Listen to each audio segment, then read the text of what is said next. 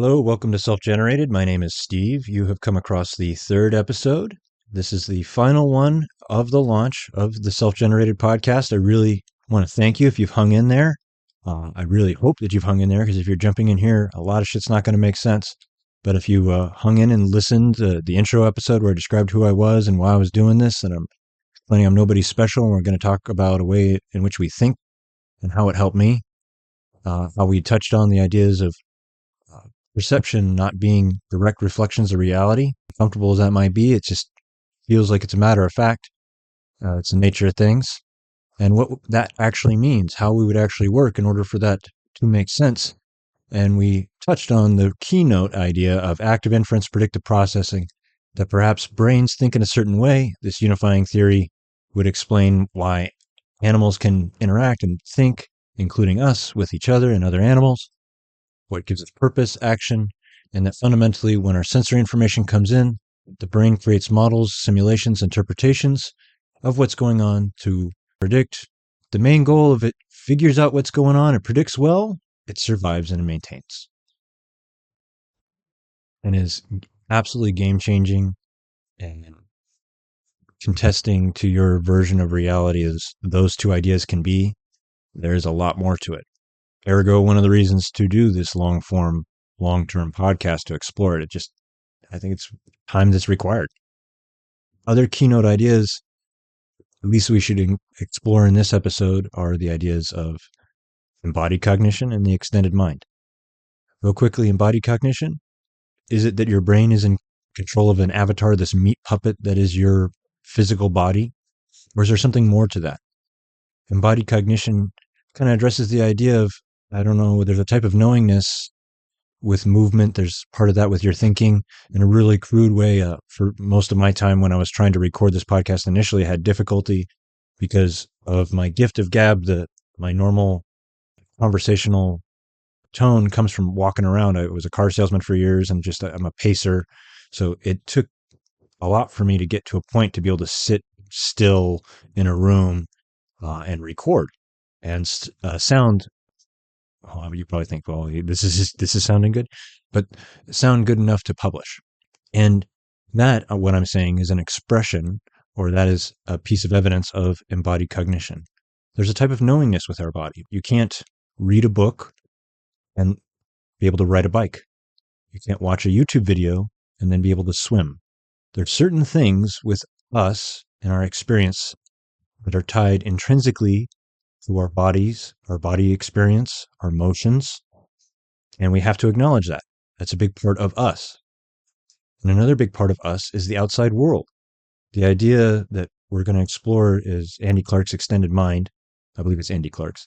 For a lot of people, it's a spooky action at a distance. It's thinking outside of the body, right? But that's not what we're discussing. What we're talking about is what's outside our environment that is intrinsic to our thinking. What do I mean by that? He describes it in a way of thinking of your cell phone, that in the modern era, you don't necessarily remember phone numbers, or maybe even, I think, navigation. There's certain aspects of technology that are now extensions of ourself. And I think a real graphic, easy way to describe it for an average person is, imagine right now that you smash your phone. How do you feel? Most people are going to have a very strong reaction, almost similarly to if they envision themselves being hurt. It's just a piece of glass and plastic. Why? Because it has become a part of our life. It's part of our thinking.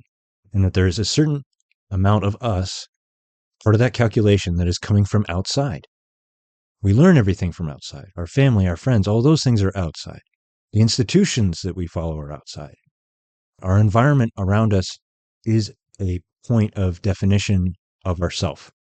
What I mean by that is you might know the saying or the thought that a messy environment is a reflection of a messy mind.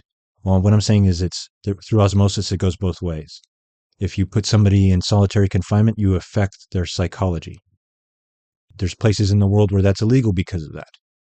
Our environment is an integral part of our psychology, of our self, of our nature. Now, I'm listing a lot of things, and if you might notice, there's not a singular idea that one can grab onto and go, hey, it's nature. Hey, it's nurture. Most of our world, as we describe or look at these things, comes from a kind of a black and white classical logic. It's this or that. And I think that that form of logic is insufficient for the daily world. We don't exist in a universe that is or isn't. We exist in a world that's more quantum.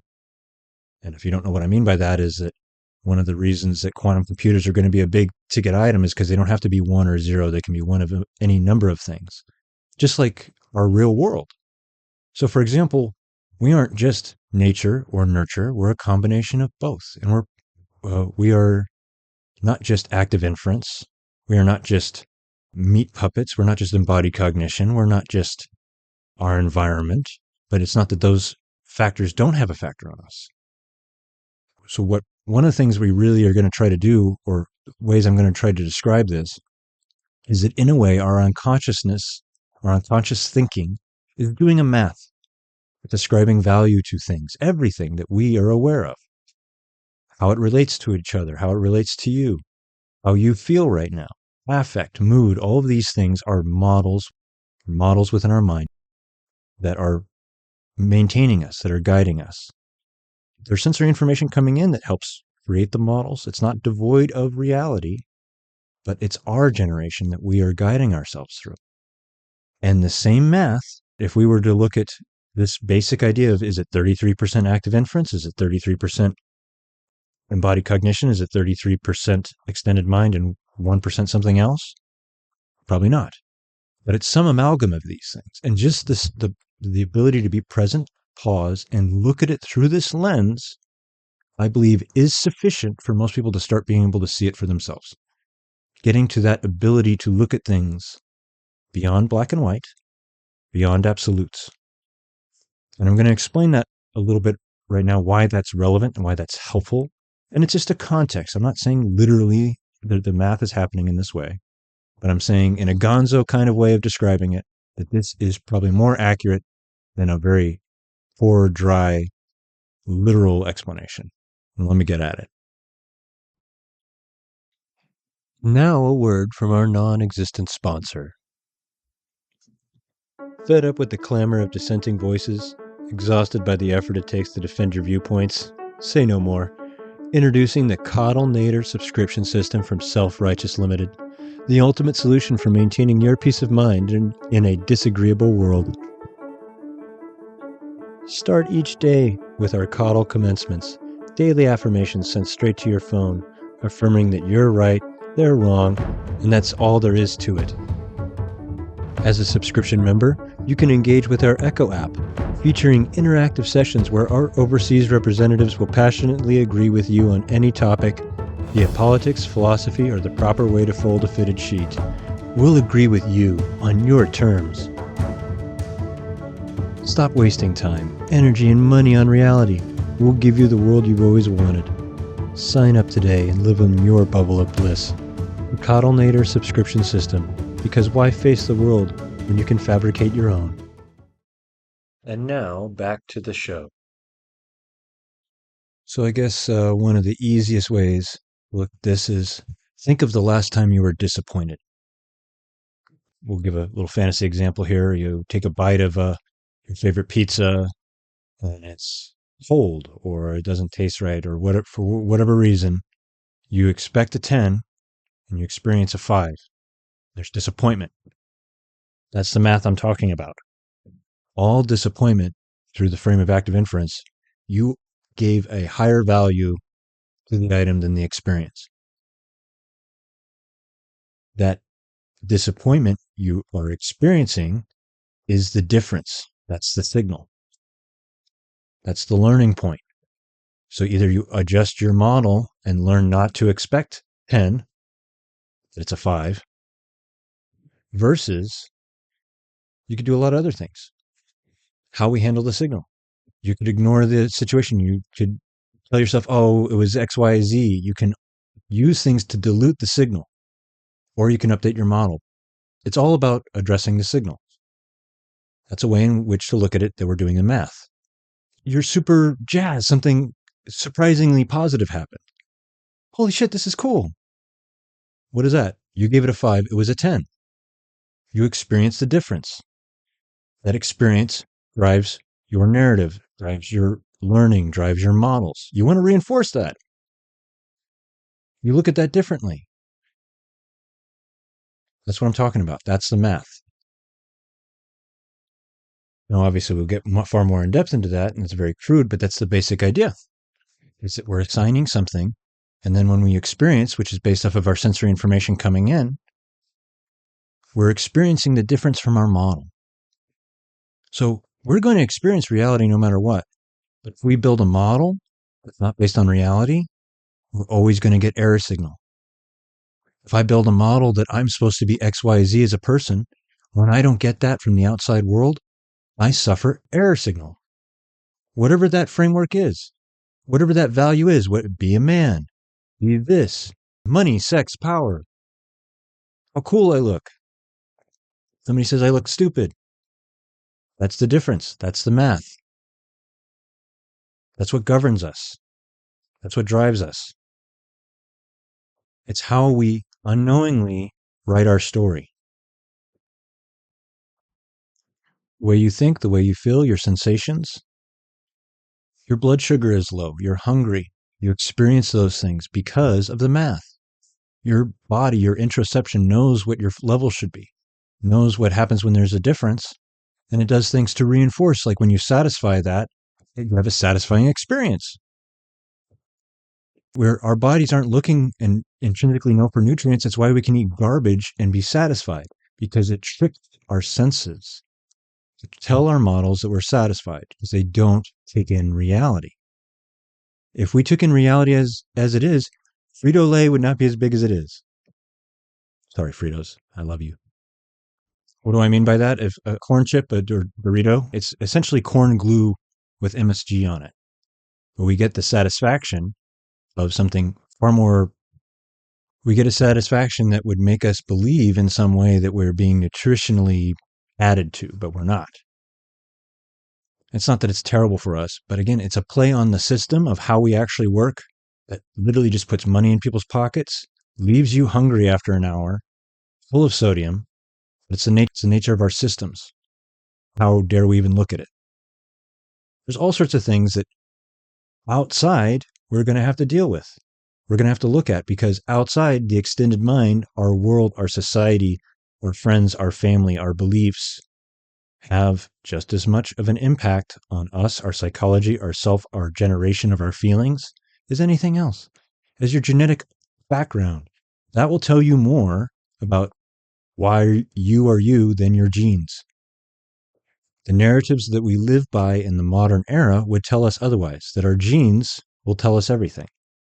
That the literal matter between your ears, just its construction, its layout, and poking and prodding it and adding a drop of chemical here or there will make you do other things, be different, act different, feel your emotions. And yes, maybe don't get me wrong. It's not that these chemicals like dopamine, serotonin, testosterone, estrogen don't have an effect, but they aren't the liquid embodiment of these feelings. You wouldn't necessarily know that in the modern world, public education, or the media we consume. There's a reason for that. There's a reason that society is the way it is, no matter where you are. It doesn't matter if you're in the West or the East. There's a reason. And as we explore through active inference, predictive processing, the fingerprints of how we work, our cognition, our thoughts are there. It's not that it's from nowhere. The problem is that most of everything that runs society is based on ideas of what it is to be human that is closer to narrative than factual reality. When you do the math yourself and you look over time and we share it with each other and we learn to update our models, you can see it too. That's what we want to do here. That's what I want to do. It's what I want to explore with you. In a way, I want to show how we can look at everything that's happening to us, from outside to inside, to have a grounding, functional, logical understanding of the things we experience, not devoid of feeling, not to dismiss it, not to undermine it, not to create another construct. Because that's one of the things you'll see when you go through this. You will literally change how you experience the world. If you're anything like me. Again, I can't transplant. That's why you guys have to help me figure out if that's true or not. So, for example, when I see things, I experience things different. What do I exactly mean by that? I'm not trying to be spooky or magical or any horseshit. What I definitively mean is when I see anger and hate, I see weakness and fear. I see a construct to protect one's inner feelings, one's inner truths, one's inner models. I see the same thing in confidence and bravery and hope. But they're not evil things. They're not bad things. They're not amazing things. They're ways in which we deal with the signal. Stories and constructions that we invisibly make because we don't understand what we're dealing with. And so we use this system like putting our hands in a dark bag, not looking, trying to put together a puzzle. All what I'm saying is let's open up the bag, take a peek, and see what puzzle we're putting together. Maybe we can figure it out better. Instead of just using our blind feelings. Because those things have meaning. They're purposeful. They're telling you a different story than what we're reacting to. They're not necessarily telling us the truth. They are trying to help us, but they're basing that on a math that we didn't stop and take a look at. Is this generally important to me? Are these other things actually important to me? If we pause and look and we redo the math, does that change the context of things? Let's do an example together. Social media, your time on your phone. How important is it to you? How good is it to you? So if I were to talk ill of it, would that make you feel bad about me or you? How would that make you feel? Do you think social media is a good thing? Is it a bad thing? What about this? Social media is free. That's cool, right? And all it does is it allows you to connect with other people, allows you to engage, and at your leisure. What's wrong with that?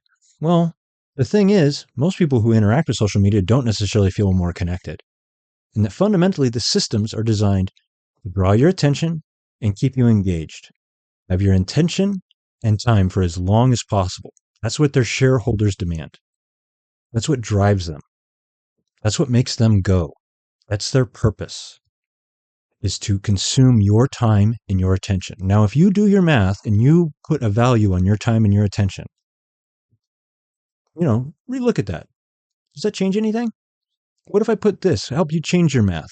Your time and your attention are the two most precious commodities you will ever have in the fucking universe. You can only pay attention to one thing at a time. You only have so much time in this world, especially waking time, especially time when you're paying attention. That's exceedingly limited. You don't know how much time you have. We act like we have infinite time. We don't. Only when we get older, when things challenge us, when we get sick, then all of a sudden we start seeing it that way. Reality is reality. You and I only have so much time. We only have so much attention. Does that 40 hours you spent last week on your phone with all those memes, all those things, does that give you the same feeling now when you change your math? That's what we're talking about. Our society from the ground up is not built for that. It's not a conspiracy. It's just we have been enacting a story versus taking a long, hard look at reality for what it is, because it's complex. And we don't have anything to help us figure that out on our own.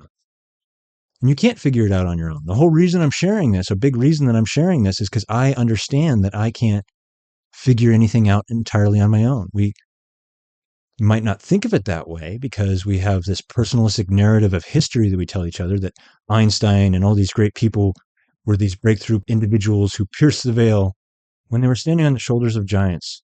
Their achievements are important.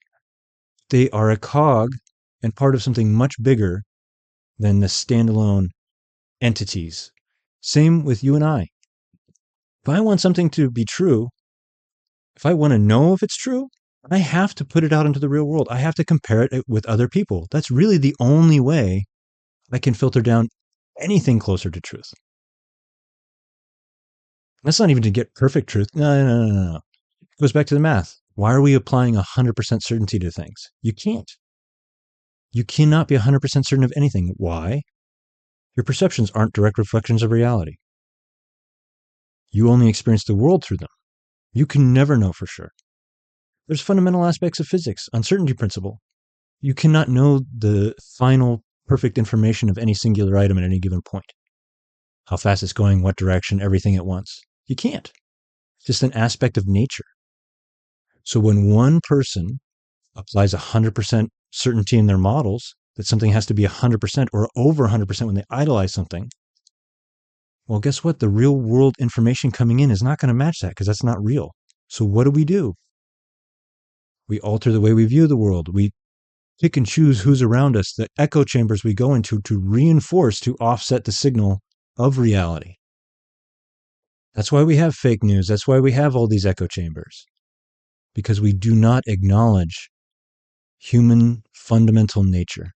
We enact a narrative because that's already been there. We're in one long improv. Here, let's do one more of the big extended mind, the outside world, the math out there. I had mentioned fake news. Well, I'm sure you heard that word before, fake news. Lisa Feldman Barrett has a discussion on this. It's called Social Realities. I'll leave a link in the description, but kind of how I look at it is that we apply the math of journalism. We think of journalism. And when I say apply the math, there's certain values, what we think of journalism is. And what we're getting from mass media, I'll pick on some of the big names like CNN, Fox, MSNBC, whatever, News Nation. What are these entities? Are these journalistic entities? We're applying math that they're journalists, that it's news. These giant companies are beholden to shareholders. The producer's job is to keep eyes on the screen. That's what their purpose is. That's their meaning. They use news to do that. They wear news. News is their garb, their infotainment.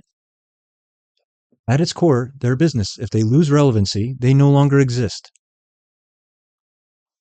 People who are chosen to sit on these networks are not always just because of their amazing journalistic skills.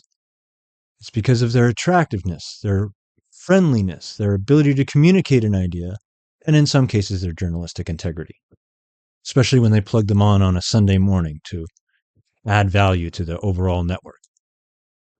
It's not that there's fake news. It's infotainment. Their flavor choices. None of it is really generally news.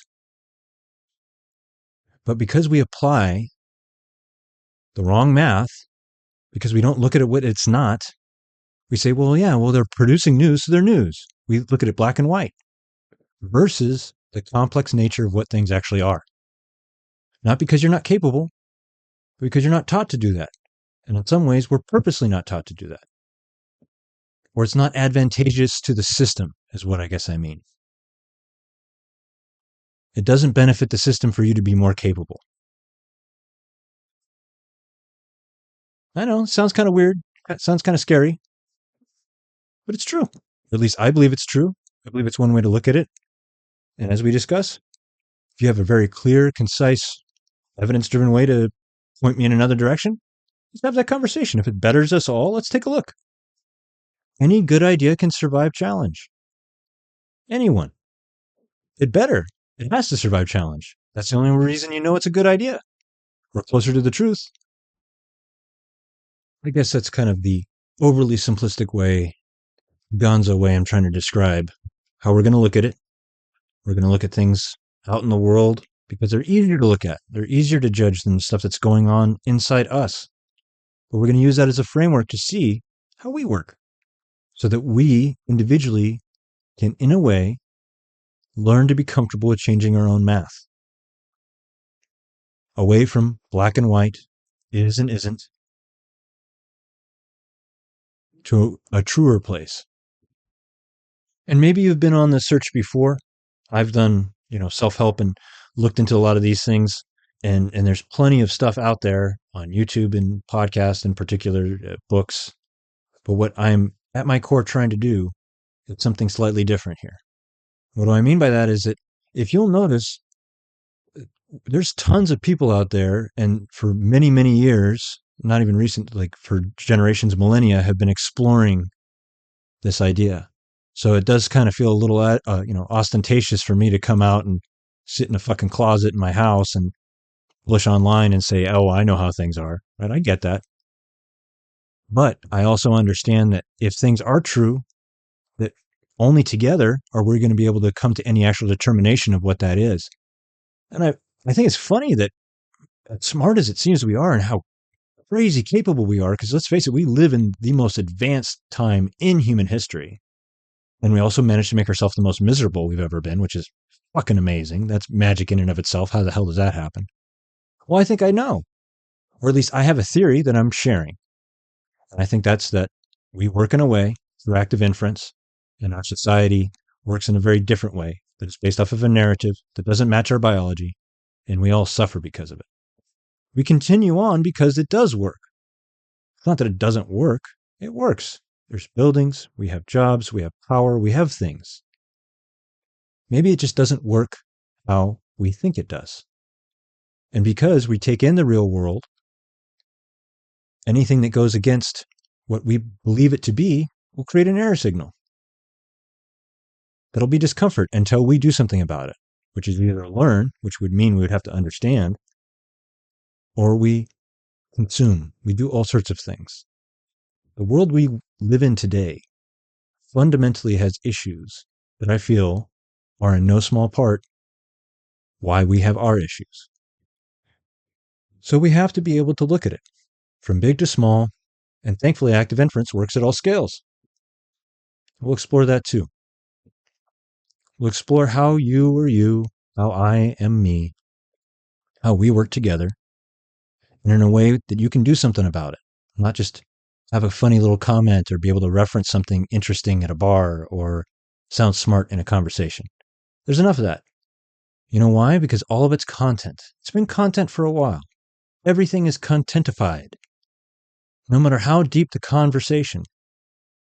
Have you ever heard of medium theory, or is it media theory?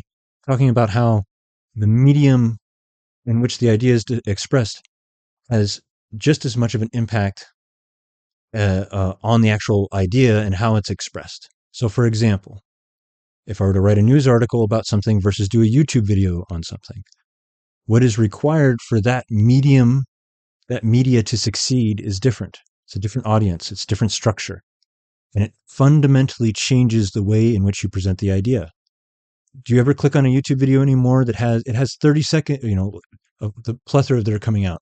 Many of them that are under 15 minutes have maybe about a minute and 30 seconds of actually new valuable information with packaging all around it.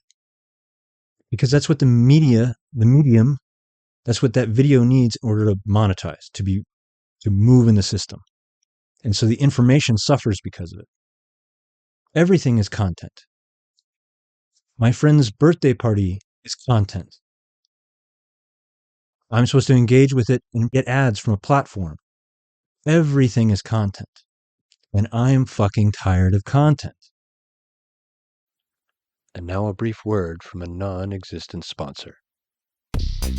Welcome to Fuku, the company that's revolutionizing the way you think about service. Because at Fuku, we don't give a fuck about you. Here at Fuku, our promise is simple. No waiting times because we never pick up the phone. No pesky emails clogging your inbox because we never respond. Stuck on hold? Perfect. It's time to reflect on why you chose us in the first place. And when you try to reach us, you'll embark on an epic journey through a revolutionary customer service maze. Spoiler alert, there's no exit. We're committed to innovation, like our state-of-the-art feedback system that directly feeds into, well, our paper shredder. And don't forget our latest product, the Fuku Box, filled with absolutely nothing. Because we know you don't need more stuff, you need more disappointment. Fuku. Because when it comes to caring, well, we don't. Visit us today and experience the freedom of being utterly disregarded. Fuku. Because we don't give a fuck about you. And now, back to the show. What I'm trying to do is create context. Help us create contextual understanding between us to one another, us and our media, us and our environment, us and our world. And give us tools for us to be able to share and explore that together. Because that's as close to reality as I fundamentally feel as you can get, is in the shared experience with each other. In particular, in a shared space. That's reality. That's as close to reality as I think I can get. That's what I am attempting to do. You'll be able to hold my feet to the fire and see if I actually do it. That's what I intend to do. Every week, I'm going to be releasing an episode, one step closer, one more way to look at it. On my Patreon, I'm going to go more in depth. We'll have some live streams there, mainly focusing on that because I feel that this content is just not going to ever get me anything ad revenue wise, and I shouldn't have to worry about that. Because I want to share this as information. I don't want the media to fuck up, the medium to fuck up the message. So if you've gone this far throughout the podcast, and if you really want to help out, if you really want to help me, jump onto our Patreon self-generated podcast. There'll be a link in the show notes. You can also join us on our Reddit. You can hit us up on our socials. Just engagement, because the algorithm that is the internet runs much of how we work. This is not a sexy subject. It's not going to get out there on its own. Only our shared interest and our expression of that interest. Don't assume anybody else is going to like it. Don't assume somebody else is going to comment on it. Just let me know that you're real people out there, that you're interested in this and that you have questions. And especially if you're a member of the Patreon, we will definitely have sit downs and go in depth and however long it takes over time to explore these ideas. And for the regular podcast, the weekly podcast, the next 3 episodes, I'm really going to be exploring. This next one is going to be on prehistory. Talk about prehistory is that there's a lot of what is human, what we are, that isn't part of what you probably are aware of. And it's not all cavemen. It's not all this other stuff. There's our real origins, and what that actually means makes a lot more sense. If you understand what those are, active inference and how we work makes more sense. And yeah, I'm going to be making claims about dates and how we know certain things. And I'll take some time to describe that, because not everybody knows what carbon dating is. And I don't want somebody just to arbitrarily go, oh, well, a PhD said it or a bunch of schools say it, and then automatically apply certainty to it. I want to try to add as much value as I can to that exploration of the idea. And we'll also, following up on that, we'll explore some other aspects of what we think are civilization and humanity, like language and maybe, civilization, society, religion, as perhaps that these are psychological technologies, extensions of these systems, and what that might mean. And then finally, we'll kind of button up episode talking about not just our history, our natural being, and where we come from and how we govern ourselves, but fine tuning it into our emotions and our beliefs and what that means and where they come from. And then at the end of those 3 episodes, depending on the community, we'll pick the next 3. And we'll go from there, continuing the search for as long as time allows me. Because for me, what I fundamentally feel I ended up with was not a magic ability or anything nonsensical. I don't know how to describe it other than that in a gonzo kind of way, a theatrical kind of way of describing it is that I feel that I'm able to look in the mirror through my eyes and see the back of my skull and see the nothingness. And the transition is that once I became comfortable with that nothingness, that's when I truly became free. That's when I felt that you might have had explorations or seen the videos on free will, the circle jerk type of do we have free will or not? I think it's a byproduct of black and white thinking, because you can't control the next thought that's coming into your mind. You can't control your dreams. There's much of your natural actions that are outside of your scope. So to say that you have definitive free will, it's kind of silly. The idea is that we have will on some sort of gauge or spectrum. And just like everything else, it's not black and white. It's an amalgam of things and percentages. And I felt at that point that I had gotten closer to whatever will is that I've ever actually been, my actual will of what I wanted, with a clarity and understanding, or maybe being able to let go of a lot of the things I wanted and just be more comfortable with what is. and the beauty of things and and the nature of the things, right? Without having to have them be something else. But it wasn't a trick, a game. It wasn't just a meditation. It wasn't just physicality. It wasn't all these things. It was just slow, methodical exploration of myself and my world until I became comfortable with what I believe reality is. And I'm trying my best, and that's to transfer that thought, that way to sample the world to you, if you're willing. So I guess what I'm saying is that you got to see it for yourself. But for me, if you're able to, in no small part, change your mind, you can change how you experience the world. And if you change how you experience your world, you're far more free to change the real world, reality, or shared space. Because everybody always says, let's make the world better. But maybe we need to pause, focus on ourselves, figure out what we actually know, and then redefine what better actually is. Because right now we act like bigger is better, more is better. That black and white oversimplification has got us where we are today. And the last reason that I'm sharing all this right now is that the world we live in, as it stands today, is part of our issues.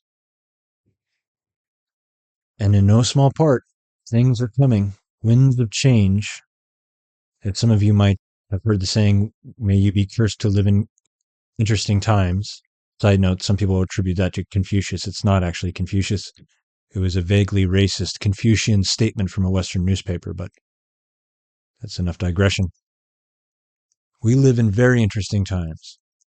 Things are going to get interesting. And by interesting, I mean probably tough. And also, you might notice I'm not pointing out where. Most places. The systems we have right now are coming up to challenges that they have not experienced in a long time, if ever. And I'm going to argue that in no small part, they're coming up because civilization works in a particular way. It works under this perspective of it takes an idea of what it is to be human, how that is supposed to work. It puts that into play through us into the real world, and that runs until reality dictates otherwise. And when its unnatural nature finally brings it down, and then a new interpretation arises. And I think we just might be in one of those transitionary periods coming up. Right? There's talked about in other times the fourth turning and all that. Who knows? All I know is that the world I live in seems to be having some issues. It's getting a little rougher, and I think now more than ever, it's important for us to understand the honest truth of how we work in a way that is useful for each of us individually. Because I might say you're a cog in a machine and people become offended by that. At its core, I think our will, maybe one way to look at our will is in that way, is that it's not that it's completely free will to choose whatever you want. It's that it's a certain amount of will to choose which machine you're a cog in. That's not to be demonstrative or negative of the idea. That's why we're connected social creatures. That's why our stories about being standalone supreme entities are nonsense, is that we exist in whole and in total connected. Part of a machine. And really, maybe your will, what you think it actually is the ability to fall in line with a particular machine. And maybe the greatest form of free will is the ability to choose which machine you join. Just a thought, one of the explorations. If you want to join us, come on in. Self-generated podcast.